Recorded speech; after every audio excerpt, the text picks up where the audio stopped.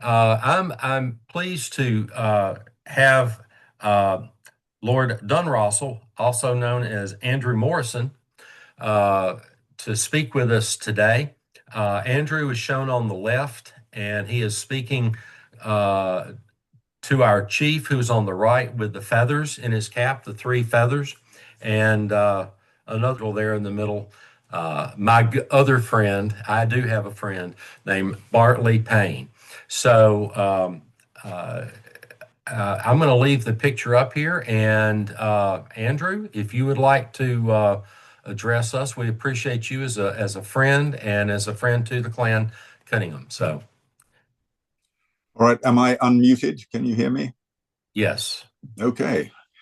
Well, thank you for that kind introduction, David. Yes, it was a pleasure. That was actually almost 10 years ago. That was 2015, October 2015, that Sir John came to the Stone Mountain Highland Games, and I had the pleasure of meeting him. I think he was very newly the chief at that point, and this was his first Highland Games that he'd been to in this country. And so it was a wise decision, I think, to invite him to Stone Mountain, which is about the easiest one to get to, and they look after their chiefs and distinguished guests very well at Stone Mountain. I'm sure many of you have been there to the games. I try to go every year to that one and to Grandfather Mountain. Just a couple of comments that come out of what the Lord Lyon said. He mentioned the hot weather in Scotland, and I have to check because he mentioned this in centigrade, but in Fahrenheit that's in the low 80s. So we'd love to have cool weather like that here in Texas, where I am, and I'm sure where many of you are too. I think David complains about the heat and humidity in Tennessee from time to time, but also to commend what he was saying about being a servant leader. And one of the things that about Joe Morrow as Lord Lyon is that he, before being the Lord Lyon, he was an Episcopal priest and still is an Episcopal priest, and understands the concept of servant leadership, I think, better than anybody. So he's a wonderful example to the rest of us. I first met him after he was appointed Lord Lyon. At that time, I was the chairman of a group called the Society of Scottish Armigers, which means people with coats of arms. We had in the past the Lord Lyon as the president of our organization. And so I went on my next trip to Edinburgh to meet the new Lord Lyon to see whether he would be a suitable president for us as a society, and whether he was interested in whether he was curious or interested in the United States generally. And was gratified to find out that he loved the States, that he did his doctorate in canon law at Georgetown University and had been an exchange priest in Iowa early in his career. So he loved any excuse to come to the United States. And I'm sure those of you who've met him have found him to be very friendly indeed. And we also shared a view on how to approach matters of heraldry in North America, since his legal writ as Lord Lyon does not extend beyond the boundaries of Scotland. He was interested in being, as we were, a resource for people who wanted to find the right answers, rather than someone who would stamp his feet and say, you're wrong, and have a fit about it, which, that would not have been really good for the image of Scottish heraldry in the States. Just a quick comment about doing the address for the haggis. David has invited me in the past to come up and address the haggis at the burn suppers in Tennessee, and I've never been able to do that because I go to 3 burn suppers where I am, and one of them always clashes with what would be his. And we have person that helped to organize one of those burn suppers with me is originally from Ayrshire. So she is very particular on the accent, the pronunciation that I should use, because she says, if you're going to do burns, you've got to do it in a proper Ayrshire accent. Whether I manage that or not is an open question. But anyway, she's there is no such thing as a Scottish accent any more than there is an American accent. It's very localized in some places. I also want to say how much I enjoyed those presentations on Glencairn, and I think it's been absolutely fascinating for me to learn about that and the distinguished history of the Cunninghams. And it's such a shame that earldom died out, I think, in the late 18th century. It would be nice to have an earldom still associated with the clan. We don't have an earldom with the Morrisons, which is the clan that I'm involved with.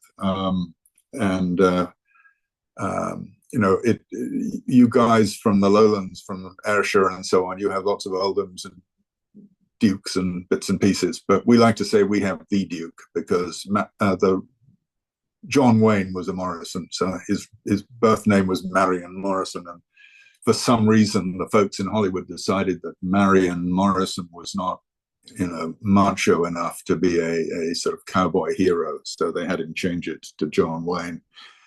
But again, John Wayne was a loyal member of the Clan Morrison Society of North America and contributed to its efforts. And so there's plenty of people of Scottish descent who understand the value of knowing where they come from and honoring those roots and supporting efforts to preserve their heritage. I don't have really a set speech about things I'd like to do. David suggested I say a little bit about how I came to be over here and a little bit about some of the organizations I'm involved with. So I used to work for a British bank years ago, British Merchant Bank, and they sent me to the States in 1981, saying it was for 2 to 3 years, and I'm still here. I did go back for a couple of years, but my then wife decided that Britain was not a good place for her to be. She was a spoiled Texan and wanted to be back in Texas, so I've been here ever since the end of '89, long enough to have grandchildren whose parents were born here, so I'm gone native, and I'm sorry I haven't fully mastered the Texas accent yet or any of the other American accents, but I'm just a slow learner. My father died in 2000, at which point I inherited a title, not an earl, I'm sorry to say, but the sort of step down from that, a viscount, which is like half an earl. I like to say that, you're not a count, you're not a no account, but you're sort of half a count as a viscount. Anyway,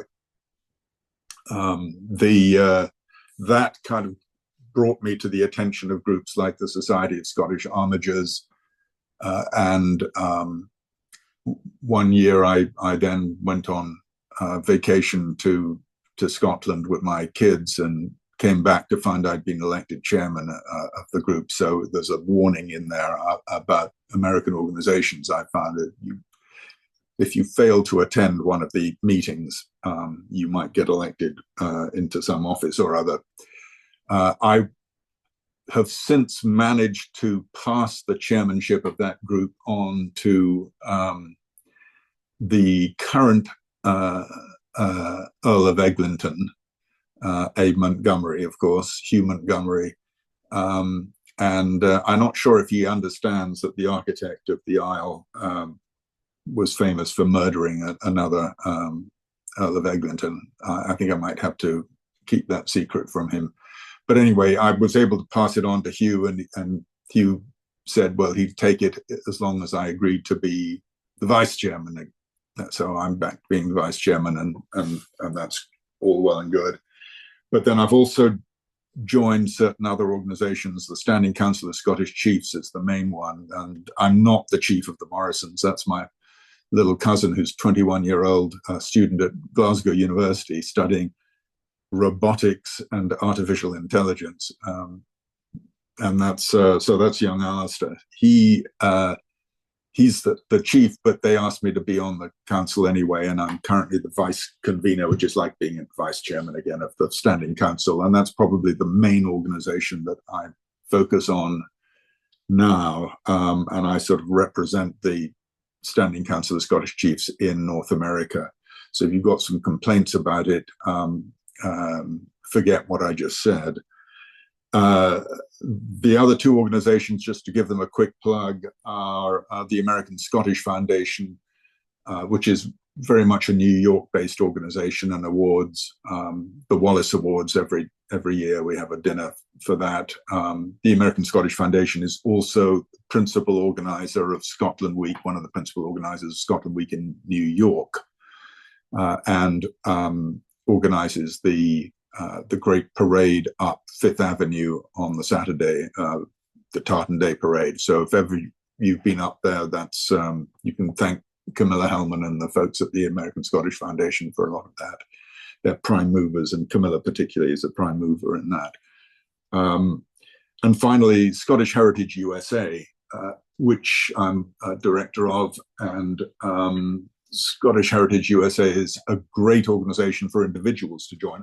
I'm also on the advisory board for COSCA, which is the Council of Scottish Clans and Associations. COSCA really is a great trade association for clan societies, and I'm sure the Clan Cunningham Society is a member of COSCA, and I think that's perfect for clan societies. For individuals, I recommend people to join SHUSA, or Scottish Heritage USA.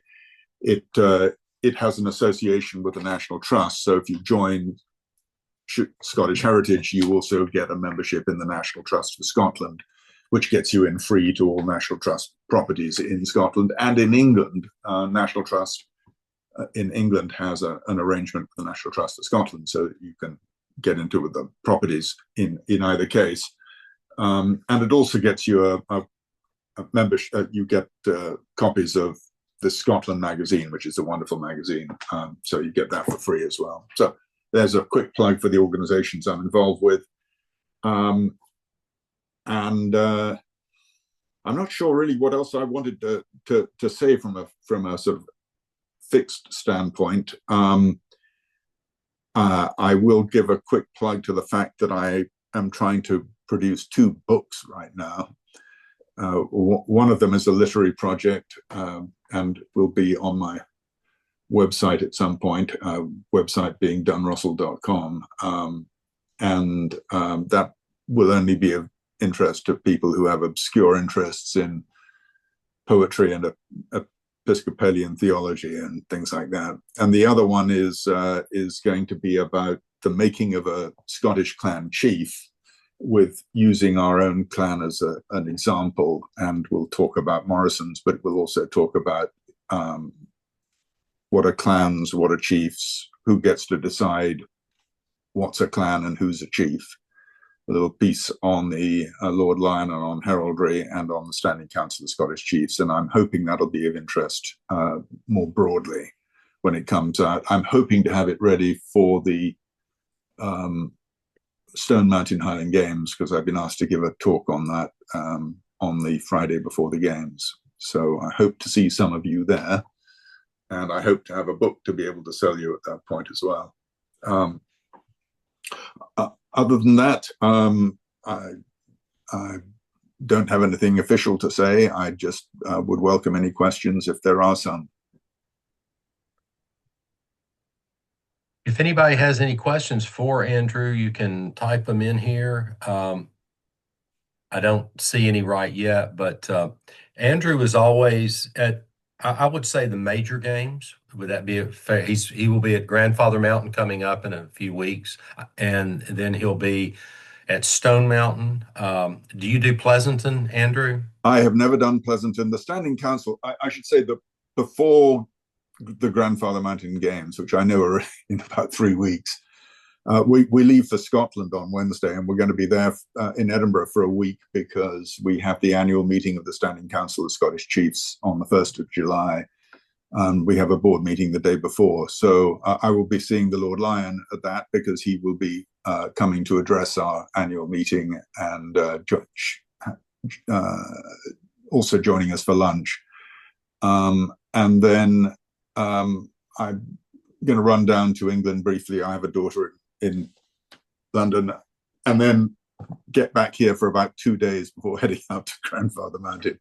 So it's pretty intense. The thing about Pleasanton is I gather it's the biggest games in the United States, but they have a tendency to call all of their board members chiefs.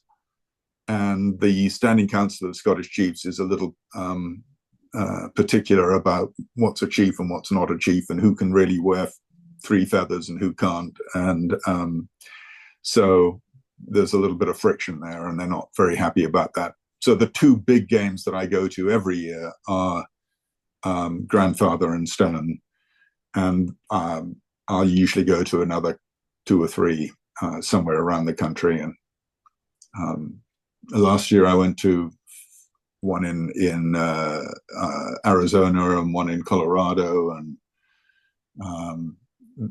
I've been invited to one in Florida. I'm going to wait till my grandchildren are old enough to appreciate Disney World before we go to the one in Orlando again, I think.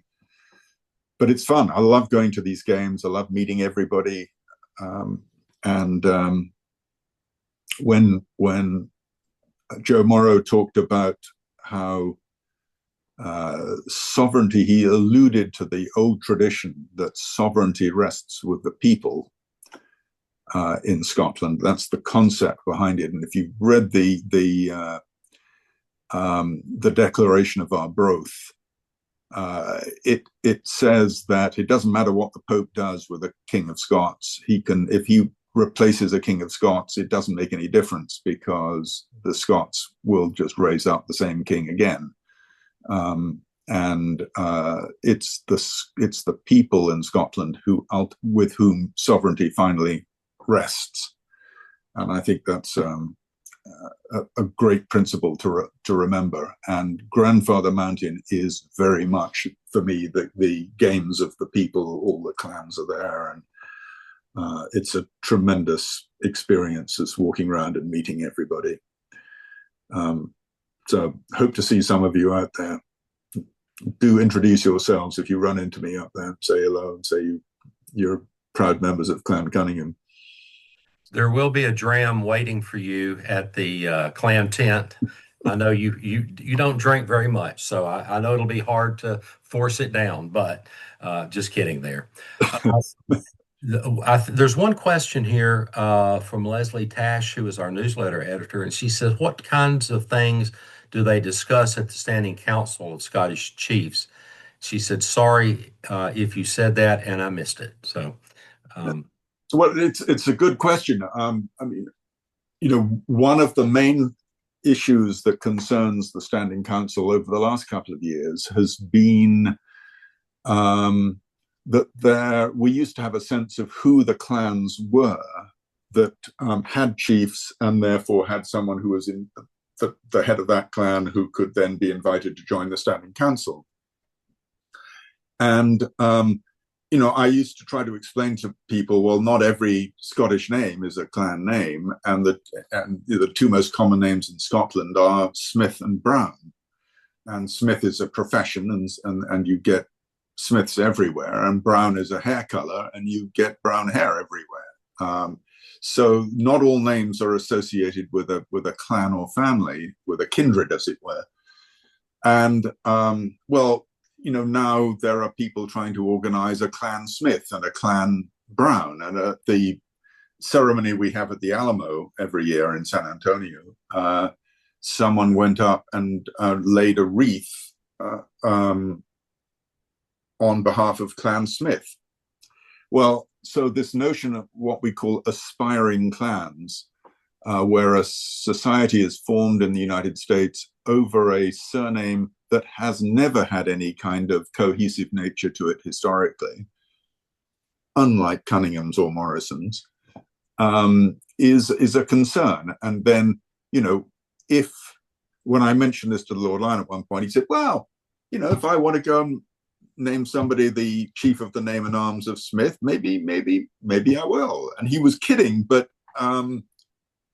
that's one of the topics that is of concern. And so one of the things that the Standing Council has decided to do is that they want to make it clear that if that ever were to happen, that the Lord Lyon were to make somebody a chief of the name and arms, but they were not a clan, in our view, then it doesn't automatically happen that they would be invited to join the Standing Council. That there is, the Lord Lyon has lots of responsibilities, including as Shonachie arranging things like the funerals for a monarch and the presentation of the honours to the new King of Scots.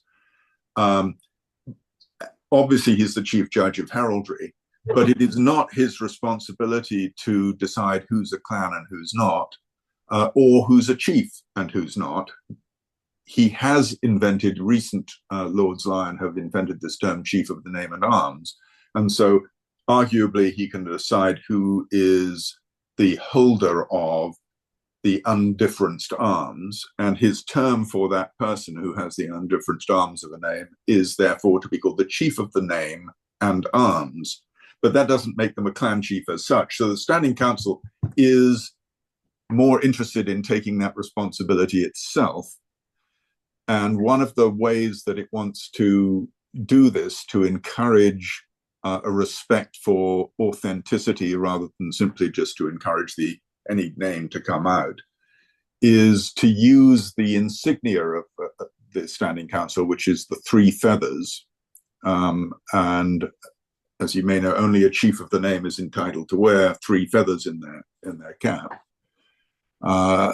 And to then allow this insignia, like a kind of wool mark or sort of royal seal, to be used and displayed by groups that the Standing Council regards as authentic. So not every named clan society will be allowed to display that. And that's going to be one way to help people understand what is an authentic clan or family name and what is not. So the Standing Council is becoming much more engaged and trying to take more of a leadership position. And I think there is recognition. It's done a lot of lobbying also with the Scottish government over the years to help promote the clans and the idea of the value of heritage tourism into the United States, into Scotland. Heritage tourists, as they're called, spend more money per head, much more money than do regular tourists who just want to go to Edinburgh. And they also end up going to other places that don't otherwise see tourists.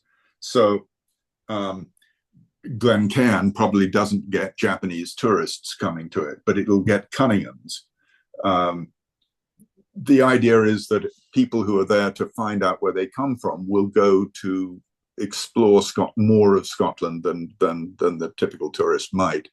And this is very valuable. So somewhat belatedly, some of us would argue, the Scottish government decided a couple of years ago to recognize the value of the diaspora, those of us who now live outside Scotland or out with Scotland.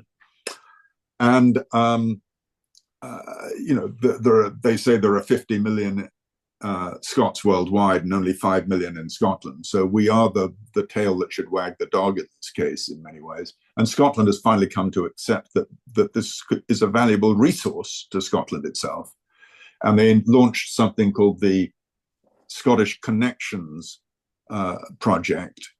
And I would encourage your society, if it has not already done so, to register with Scotland's. There is a website, and I can give David the website later on where you can do that. But all the societies that I'm involved with, all the organizations, I encourage to register with Scotland, and then Scotland knows you're out there and so on. But they had then, last year, decided to put in place a Scottish Connections advisory panel, and almost all of the members of this advisory panel are in Scotland. It's people like the fellow who runs the Edinburgh Tattoo and the Scotch Whisky Association, and a few famous writers who've written nice books about Scots overseas and so on. A few people from universities and academics. And they have three of us who live outside Scotland, two in New York and me. And so we are the diaspora element of the Scottish Connections Advisory Panel. And the reason I'm on there is that they understood that the Standing Council of Scottish Chiefs was the best way to connect with people who related to Scotland through their surname. And they also have come to accept, after lots of work by people in the Standing Council over the years, that indeed most Scots overseas in the diaspora do relate to Scotland itself through surname-based organizations like Clan Cunningham, and it's a tremendous. It's just a fact of life. I mean, in Scotland itself, people don't tend to think in terms of clans and what clan they're involved with. But in the diaspora, it is the principal way that people relate to Scotland, is through their heritage that way. And so the reason that the invitation was sent to the Standing Council, and that I was then the one appointed to do that, was because of this understanding that this is how Scots overseas relate, and because of the work traditionally by the Standing Council in making that understood by the Scottish government. That's a long answer to a short question, probably longer than you wanted. Andrew, thank you so much for taking your time and cutting short your pickleball game. And I do see somebody in the background waving their hand back and forth that wants to ask you a quick question. We're going to take a quick question. I'm going to ask Bartley to unmute himself. But we are going to take a short break after this question and answer. So go ahead, Bartley. Andrew, I've got some Blackadders in my history, but they don't have any active society. Is any organization that would go out and kind of try to find people in clans that have kind of dissolved and try to resurrect them? Or do they have to kind of do it themselves and then get re-recognized? I think that's what happens. Is in practice, most of these things, the initiative begins in the United States, and the clan societies formed around some of these names happen out here, and then there becomes a movement to get that name to coalesce and be recognized. And I think all of that's wonderful, especially if there is a history of that name being cohesive in some sort of way. So where the Standing Council and the Lord Lyon in the past have drawn a line is where there is no kind of history of the name being cohesive. So if the Blackadders were indeed a particular group, they would encourage you to do that. Where they're not happy is with names like Simpson and, ironically enough, Anderson, that were pure patronymics, or names that were like Smith, purely a profession, or hair color names that really, Reed I see frequently being cited as a sept of one of the clans. I think that's just nonsense to me, because Reed means red-headed, and there's a higher percentage of Scots with red hair than in any other country in the world. So there's a lot of red-haired people, and they're not all related. It just means they may have some Viking ancestry, I think, somewhere along the line. Right. but yeah, no, I think, and you should petition to have a Rowan Atkinson declared your chief of the Blackaders. I think that would be. No, I just wanted to know. I mean, the Lord Lyon and you have both said to me, and in public, that you're trying to grow, and I'm just trying to see about reconstructing. I didn't know what would happen. Like I said, if a clan had somewhat just disappeared, but could be salvaged and re-energized. Yeah, no, I mean, what I haven't, I can't answer for you, but Okay. someone like Elizabeth Rhodes could answer for you, or maybe Bruce Dury could, is what the history of the Blackaders were. I mean, they were from Berwickshire, I believe, and from around, but they were further north in Perthshire as well. So I'm assuming that I think the name comes from an area or a stream of the same name in Berwickshire. So there you are. So it's unlikely that anyone would have taken that name who wasn't originally connected To them. Okay. John and I are bringing this to you in 2 weeks. All right. Well, we'll have a very sober discussion, no doubt, about that up at Father Mountain. All right, Andrew, thank you very much. We're kind of